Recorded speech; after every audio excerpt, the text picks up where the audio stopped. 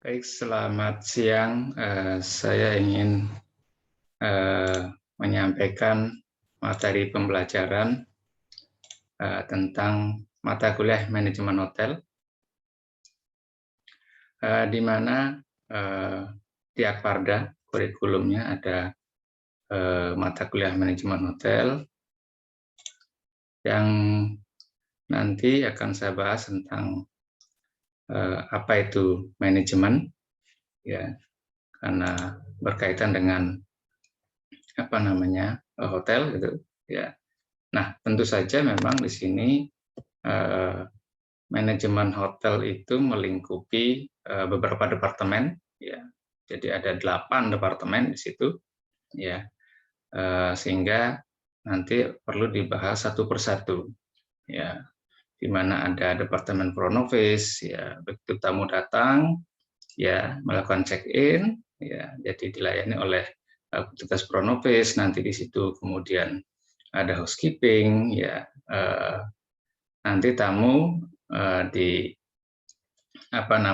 diantar ke kamar, ya, sesuai dengan tipe-tipe kamar yang sudah dipesan oleh pihak tamu, ya. Kemudian ada juga departemen food and beverage department, ya, di mana food and beverage department itu akan dibagi lagi, ada food service, ya, dan kitchen, ya, atau food product, ya. Nah, sebelum kita mulai masuk ke ranah departemen itu tadi, tentu di sini kita mengenali dulu tentang manajemen itu sendiri, kan, itu, ya. Jadi pengertian manajemen dan ruang lingkupnya di situ, ya, di mana manajemen adalah proses merencanakan, ya, kemudian mengorganisasikan, memimpin dan mengendalikan pekerjaan anggota organisasi, ya, dan menggunakan semua sumber daya organisasi untuk mencapai sasaran atau goal-nya itu sendiri. Ya, tentu tujuannya adalah goal-nya itu apa di situ. Ya, goal organisasi yang sudah ditetapkan. Ya, jadi ada goal-nya nanti di situ yang untuk kita bisa tetapkan itu apa. Nah, kemudian tentu di situ selain manajemen ada yang namanya kan manajer, ya, di mana orang yang bertanggung jawab untuk mengarahkan, ya, usaha yang bertujuan membantu, ya, organisasi dalam mencapai sasarannya. Jadi ada orangnya, ya, yang mengendalikan di situ. Ya, jadi ada orang yang mengendalikan di situ. Nah, organisasi adalah 2 orang atau lebih, ya. Jadi 2 orang atau lebih yang bekerja sama dalam cara terstruktur di situ, ya, untuk mencapai sasaran spesifik atau sejumlah sasaran lainnya di situ. Nah, sasaran itu sendiri adalah tujuan, ya, yang diusahakan untuk dicapai oleh suatu organisasi. Ya, bisa lebih dari 1 sasaran, ya, atau 2. Ya. Sasaran merupakan elemen dasar suatu organisasi itu sendiri. Ya. Nah, tentu di sini selain tadi manajemen itu sendiri, ya, ada proses nanti. Ya. Kalau ini sudah tidak asing lagi, jadi ada istilahnya POAK, ya, atau POEK di situ. Ya, ada planning, ya, organizing, ya, kemudian actuating, controlling di situ. Ya, sampai dengan ada evaluasi, evaluating di situ. Jadi yang pertama merencanakan, ya, di mana proses menetapkan sasaran dan tindakan untuk mencapai sasaran itu sendiri. Ya. Kemudian yang kedua, organizing. Ya. Jadi proses mempekerjakan dua orang atau lebih di situ untuk bekerja sama, ya, dalam cara terstruktur, guna mencapai sasaran itu sendiri. Nah, kemudian yang ketiga di sini actuating. Jadi proses mengarahkan dan mempengaruhi aktivitas yang berkaitan dengan pekerjaan dari anggota kelompok atau seluruh kelompok itu sendiri. Ya, itu actuating. Nah, kemudian controlling. Ya, jadi proses untuk memastikan bahwa aktivitas sebenarnya sesuai dengan aktivitas yang direncanakan. Ya. Kemudian evaluasi di situ, mengevaluasi. Ya. Nah, jadi controlling atau pengawasan itu sendiri proses untuk memastikan bahwa aktivitas sebenarnya sesuai dengan aktivitas yang direncanakan. Nah, mengevaluasi di sini setiap hasil akhir perlu yang namanya kita dievaluasi. Apakah tujuan dapat dicapai seperti rencana atau meleset? Pelaksananya telah dapat berjalan sesuai rencana. Kemudian pemanfaatan sumber daya tidak menyimpang dari rencana. Ya, kita tahu bahwa tidak semata-mata kan berjalan lancar, ya, artinya berjalan sukses, ya tentu ada masalah-masalah nanti di situ. Ya. Nah, kalaupun menyimpang itu tidak terlalu jauh karena sudah ada perencanaan awal di situ atau goal-nya tadi itu mau seperti apa. Ya, sehingga mutu hasil kerja dapat terjaga dengan baik sesuai rencana di situ. Ya. Nah, di dalam manajemen itu tentu ada tingkatan. Ya. Jadi tingkatan piramid tentu saja di sini sudah teori sudah umum, ya. Ya. Tentu ketika awal kita bekerja pasti yang namanya lower manager di situ, ya. Ya, atau first line manager. Ya. Kemudian middle manager, ya, posisi ada di tengah-tengah. Ya, tentu kita harus tahu tadi first line manager ini operasionalnya kita harus tahu persis di situ. Apakah sudah sesuai SOP, standar operasional prosedur atau tidak di situ. Ya, jadi first line manager itu harus tahu persis di situ pekerjaan bawahan nanti.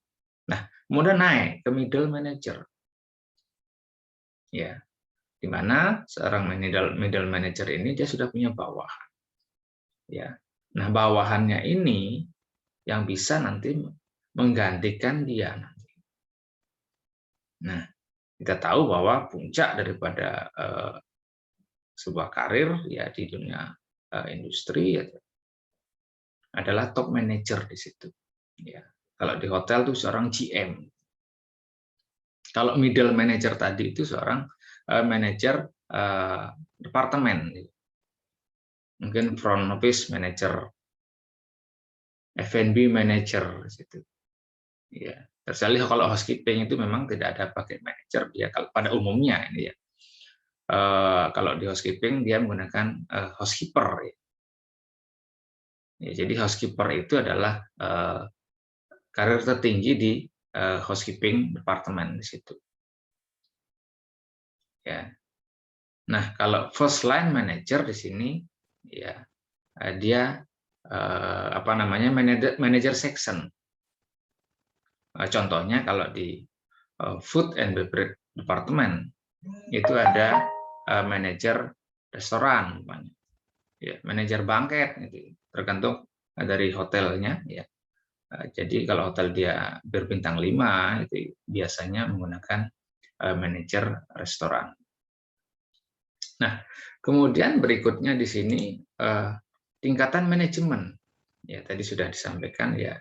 Jadi ada manajer lini gitu ya, atau first line manager ya, bertanggung jawab terhadap pekerjaan karyawan atau operasional dan tidak membawahi manajer lain ya, karena dia masih posisinya first line manager di situ.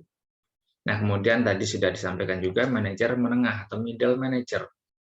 Ya, bertanggung jawab atas manajer lain dan kadang-kadang ya terhadap beberapa karyawan operasional. Ya, dan bertanggung jawab kepada manajer yang lebih senior di situ. Ya, kemudian berikutnya tadi top manager atau manajer puncak, di mana bertanggung jawab atas seluruh manajemen ya, dari organisasi. Ya, mereka menetapkan kebijakan operasional dan pedoman interaksi organisasi dengan lingkungannya. Ya, karena nanti seorang GM akan bertanggung jawab kepada yang punya hotel, ya. Ya. Jadi ini struktur organisasi hotel, ya. Ada GM, ya tentu saja GM punya sekretaris di situ, kemudian asisten eksekutif, ya kemudian residence manager, ya artinya gini. Jadi masing-masing hotel itu punya kebijakan struktur organisasi hotelnya. Tergantung, ya apakah dia menggunakan ini, ya atau menggunakan ini lebih agak banyak SDM-nya gitu. Tergantung juga. Ya. Ini cukup lengkap ya. Jadi ada GM, Executive Assistant Manager. Nah, ada room division.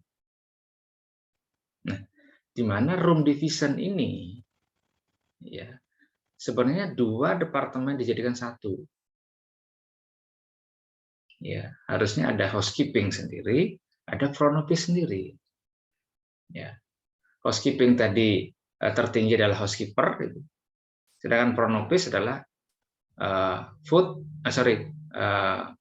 front office manager di situ. Ya. Jadi ada dua departemen jadi ke satu bisa. Nah, kemudian F&B division. Ya, F&B division juga jadi dua.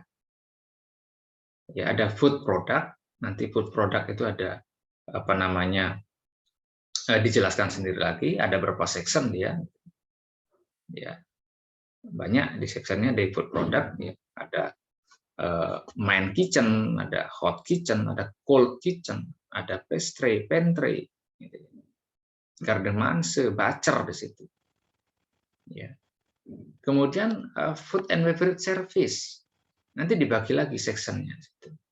Ada bar, ada restoran, ada room service, ada banquet. Ya. Dan masing-masing punya job desk-nya masing-masing. Ada personel, ya. Personalia, ada accounting, engineering, marketing, purchasing. Ya, jadi ada beberapa struktur organisasi yang ada di hotel. Ya, tinggal masing-masing hotel itu mempunyai kebijakan masing-masing.